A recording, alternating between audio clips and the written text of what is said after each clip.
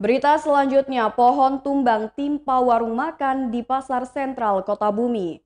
Pohon jenis akasia di Pasar Sentral Kota Bumi, Lampung Utara tumbang pada Senin 13 Desember 2021 sekitar pukul 9 waktu Indonesia Barat. Pohon yang berdiameter sekitar 10 cm itu tiba-tiba roboh dan menimpa satu emperan warung makan di pasar tradisional tersebut. Ritawati berusia 47 tahun, warga Kelurahan Kota Alam, Kecamatan Kota Bumi Selatan, Lampung Utara, selaku pemilik warung makan menerangkan dirinya saat itu sedang membersihkan ayam. Tiba-tiba terdengar bunyi suara krek.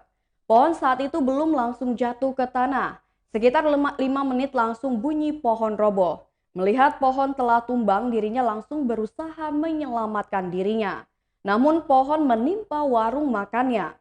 Warung makan tersebut mengalami kerusakan yang cukup parah karena terbuat dari kayu dengan atap asbes. Ia mengatakan bahwa tidak ada tanda-tanda pohon akan roboh atau tumbang sebelumnya, tetapi memang sempat ada bunyi dari pohon tersebut.